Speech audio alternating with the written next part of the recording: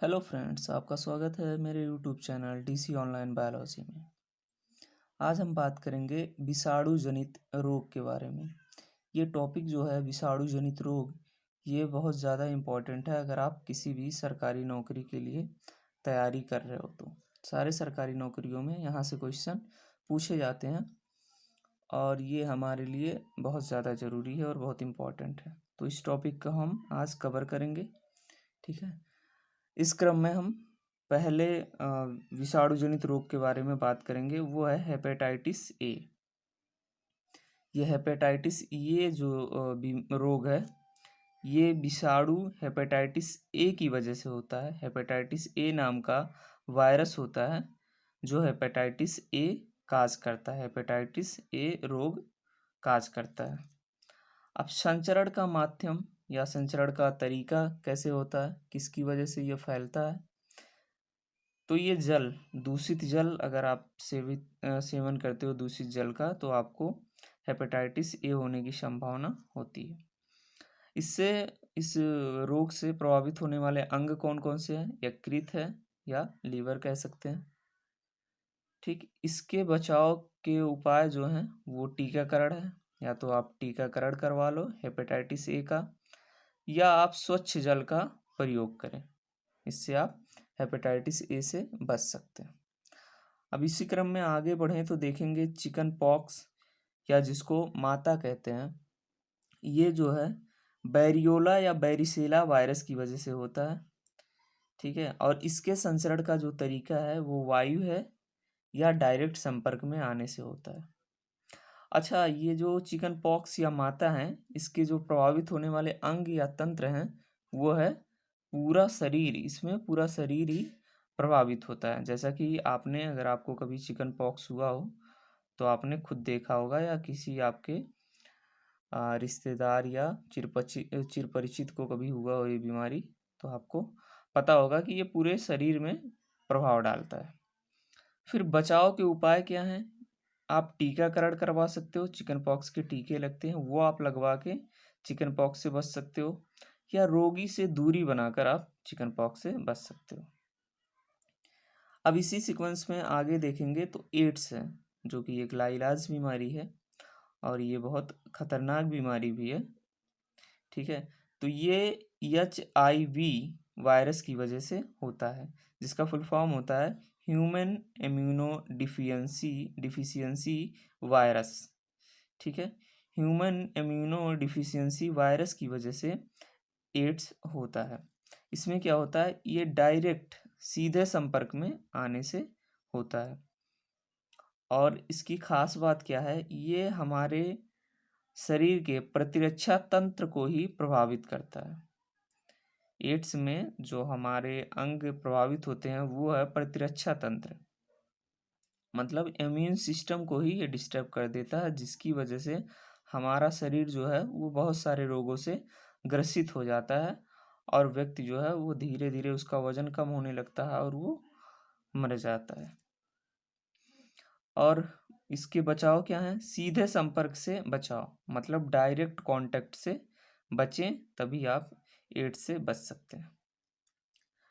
Influenza virus, या जिसको flu कहते हैं, ठीक है,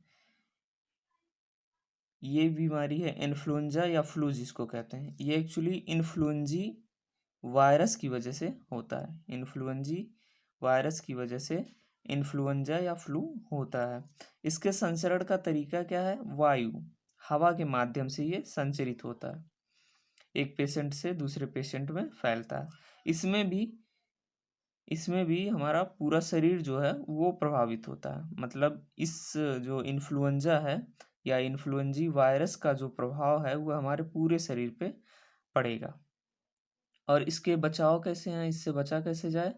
प्रतिजैविक, मतलब एंटीबायोटिक से बचा जा सकता है, ठीक है। इन्फ्लुएंजा अगर होता है हमको, तो बचने का उपाय यह है कि एंटीबायोटिक से हम बच सकते हैं। मतलब जितना एंटीबायोटिक लें उतना आपके लिए सुटेबल होगा इस कंडीशन में।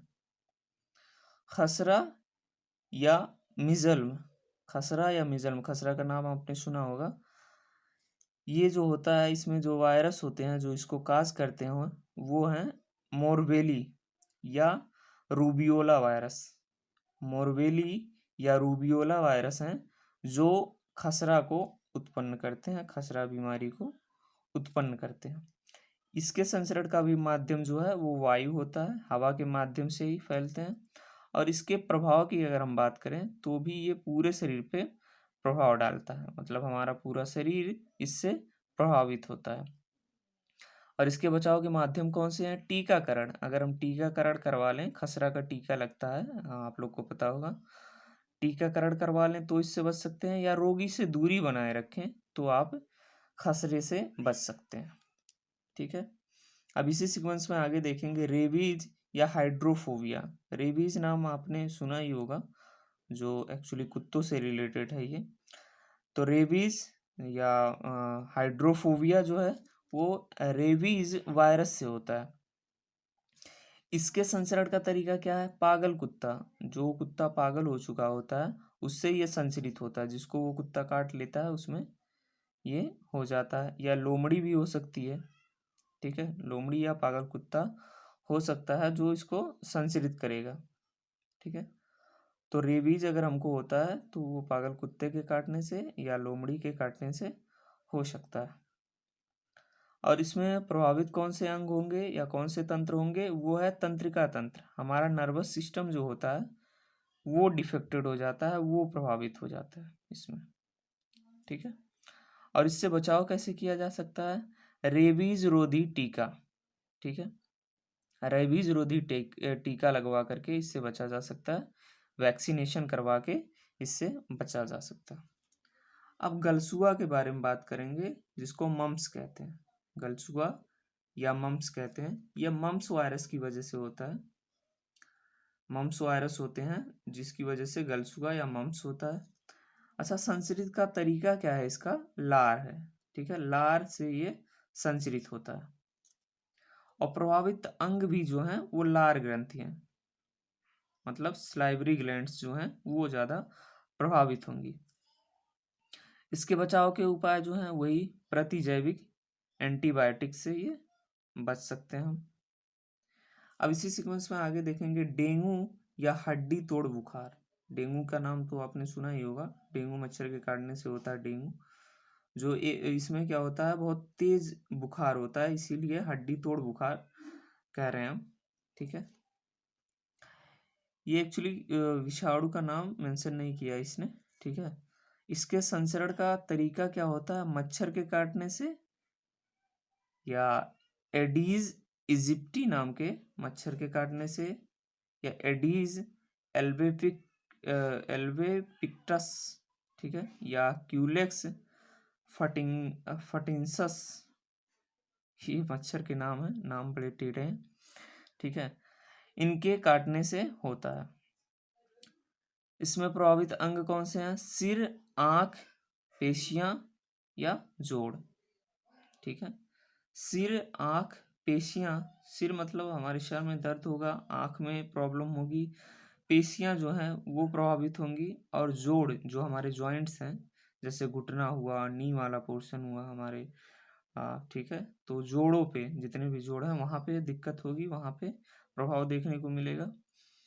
और बचाव के उपाय क्या हैं? तरल पदार्थ का सेवन करें, मतलब लिक्विड पदार्थ का सेवन करने से हम इससे बच सकते हैं। ठीक है। अब पोलियो के बारे में बात करेंगे।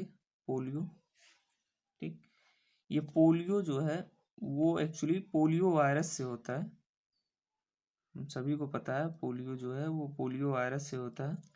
और इसके संचरण का जो माध्यम है वो भोजन, जल या वायु। भोजन से भी हो सकता है, जल से भी हो सकता है, और वायु से भी हो सकता है। अब प्रभावित होने वाले अंग कौन कौन से हैं? इसमें प्रभावित होने वाले अंग कौन कौन से हैं? रीढ़ की हड्डी इसमें प्रभावित होती है, या आंत, हमारा इंटेस्टाइन प्रभावित होता है। और इसके बचा कैसे जा सकता है? पोलियो से बचाव का एक ही तरीका है, पोलियो टीका लगवाएं। ठीक है, पोलियो का टीका जो लगता है वो लगवाएं। ऐसी को शॉक ओपीवी भी कहते हैं। अब इसी क्रम में देखेंगे तो चिकनगुनिया, ये भी वायरस जनित रोग है, वायरस का नाम नहीं मेंशन किया है। चिकनगुनिया भी वायरस जनित रोग है। ये भी एडीज मच्छर काटने से फैलता है। ठीक है, चिकनगुनिया भी एडीज मच्छर के काटने से फैलता है। हमको ये याद रखना होगा कि इनके संचरण का तरीका क्या है, प्रभावित होने वाले अंग कौन से हैं और बचाव कैसे किया जा सकता है, क्योंकि एग्जाम में यहीं से क्वेश्चन बनाता है। तो चिकनगुनिया में एडीज मच्छर के काटने से होता है और इसमें जो प्रभावित अंग हैं वो हैं हाथ, पाँव या जोड़।